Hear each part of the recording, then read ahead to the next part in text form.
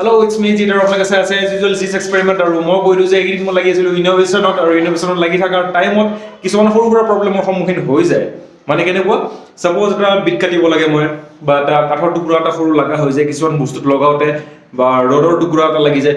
এতিয়া সেইখিনি বস্তু কাটিবৰ কাৰণে হয়তো মই হেক্সোপ্লেট দি কষ্ট কৰিব লাগিব নহলে মই লৈ যাব লাগিব বস্তুটো গ্যাৰেজত কাটিবৰ কাৰণে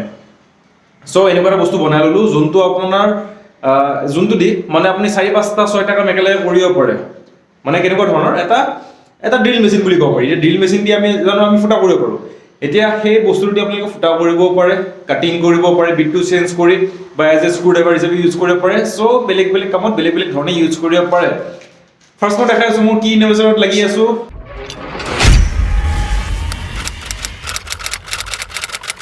Finally my deck is ready and this is my table and this is a remote for this device only 1 2 and 3 ভালিখিনি বস্তু কৰি সেল কৰিলো মানে এনেকুৱা এটা কনসেপ্ট আছিল যে বস্তু বনাব লাগে সেল কৰিব লাগে কাৰণ মেজিক বহুত কৰিছো আৰু মই এটো বিচাৰো যে মেজিক কৰিছো হয় বাট মই ইউজ কৰা বস্তু মই ইনোভেট কৰা বস্তু যাতে বেলেগে ইউজ কৰিব পাৰে সেইটো মোৰ মোটিভ আছিল আগৰ পৰা সো কেনেকৈ ড্ৰিল মেচিনটো বনালো কি কৰিলো ইচ্ছা এভৰিথিং আপোনাক দেখাই আছো যদি ভিডিওটো ভাল লাগে ডেফিনেটলি চাই যাওক আৰু উইদাউট ক্ৰপিং ভালকে চাব ভিডিওটো নহলে বুজি হ'ব তো নাপাব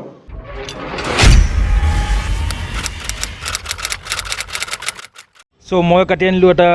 পাইপৰ টুকুৰা এটো ইউপিভিসি পাইপৰ টুকুৰা আৰু ইমান জোখতে মই কাটিছো যিমান জোখত মোৰ মটৰটো ঘুমায় মানে এপ্ৰক্সিমেটলি যদি ইখিনি মানুহ ঘুমায় বাকিখিনি মই সুইচ বনাবৰ কাৰণে ইউজ কৰিব পাৰিম বা বাকিখিনি কৰিবৰ কাৰণে মই ইউজ কৰিব পাৰিম অকমান সেফটিৰ কাৰণে ৰাখাও ভাল যত মই ধৰিবও লাগিব আৰু এতিয়া বাকিখিনি প্ৰসেস মই আপোনাক দেখাই আছো বা তাৰ আগত মই আৰু এটা কথা আপোনাক কৈ দিও মোৰ লগত আছে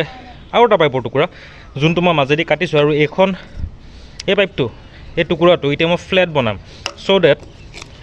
ওপৰৰ ফালে আৰু তলৰ ফালে মই কভাৰ দিব পাৰো যাতে এটো নেকেডলি ওলাই নাথাকে সাৰ্কিটখিনি মই কভাৰ দিব পাৰো গোটেইখিনি আপোনাক মই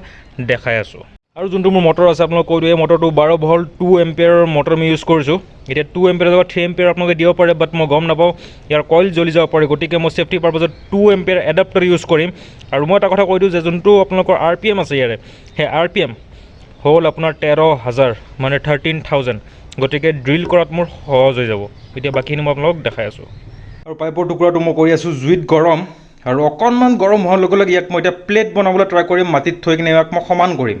খুলি আছে আপোনালোকে দেখা পাইছে খুলি আছে পাইপডাল এখন প্লেট হ'ব এতিয়া আৰু মোৰ হৈ গ'ল প্লেট ৰেডি আৰু এখন হৈ গ'ল প্লেট আৰু এতিয়া ইয়াক কামত আহিব লাষ্টত দেখাই আছো লাষ্টত কেনেকৈ কামত আহে তো মই ললো এটা পিস কাটি আৰু পিসটো কাটাৰ পিছত এতিয়া ইয়াত মছলি আপোনালোকে দেখা পাইছে তিনটা মই ইয়াত মাৰ্ক কৰিছো এটা দুটা আৰু এটা মাজত ডাঙৰ এতিয়া এই বস্তুটো কি হয় মই আপোনাক কৈ দিও যোনটো মোৰ মটৰ আছে এতিয়া সেই মটৰটো মানে ভিতৰত এনেকৈ সোমাব নহয় জানো মটৰটো সোমাব ইয়াৰ ভিতৰত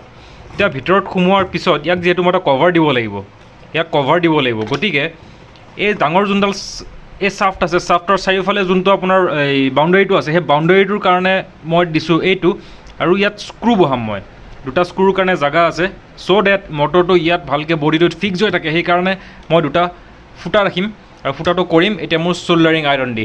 কাটাত বহুত অসুবিধা হৈছে গতিকে মটৰটো মই 2 in 1 বনাম এটা হল আপোনাৰ ড্ৰিল মেচিন আৰু এটা হল কাটিং কৰিব পৰা এটা জুগাৰ সো এতিয়া মই লগাইছো মোৰ আৰু এটা প্লেটত মোৰ প্লাগ লগাবৰ কাৰণে মানে 12 ভোল্টৰ যোনটো এডাপ্টাৰ আছে সেইটো লগাবৰ কাৰণে লগাইছো এটা ফিমেল প্লাগ আৰু এইটো লগাম মই মোৰ বেছত মানে এইটো হল মোৰ মটৰ যোনটো মই ফিক্স কৰিলো আৰু এইটো লগাম এটা মোৰ বেছত পিছফালে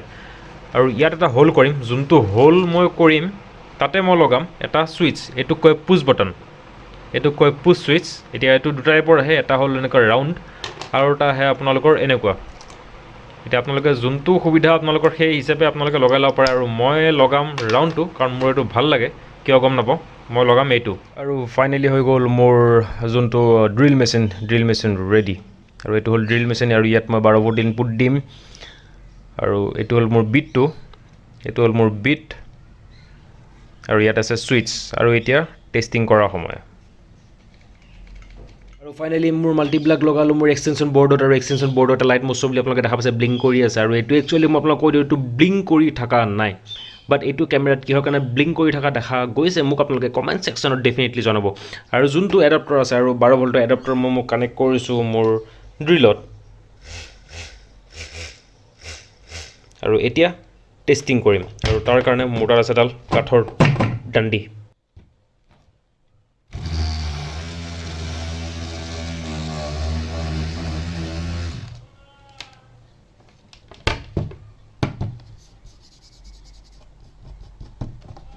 ক্লিন হ'ল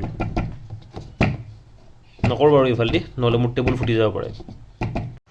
হেল্ল' ইটছ মি জিত আৰু আপোনালোকে আছে এজ ইউজুৱেল জিটছ এক্সপেৰিমেণ্ট আৰু আপোনালোকে অলৰেডি কৈছোঁৱে মই যে মই কেইটামান ইন'ভেশ্যনত লাগি আছোঁ মেজিকক লৈ কেইটামান বস্তু চেল কৰি আছোঁ বনাই আছোঁ কিবা কিবি বস্তু কাৰণ ইয়াত মানে ক্ৰিয়েটৰ বুলি ক'লে বহুত কম আছে বা নাই বুলি ক'ব পাৰি আমাৰ অসমত গতিকে মেজিক দেখা নহয় মেজিক ক্ৰিয়েট কৰাটো ডাঙৰ কথা গতিকে মই এইটো বিচাৰোঁ যে মই ইউজ কৰা মেজিক বা মই ইন'ভেট কৰা মেজিক বেলেগে যাতে ইউজ কৰিব পাৰে চ' কিছুমান প্ৰব্লেম আহি যায় মানে সৰু সুৰা বস্তু লাইক কেতিয়াবা ধৰক মেটেল প্লেট লগা হৈ যায় ক'ৰ পৰা কাটিব লাগে বা কাঠৰ টুকুৰা পৰ্যন্ত লগা হৈ যায়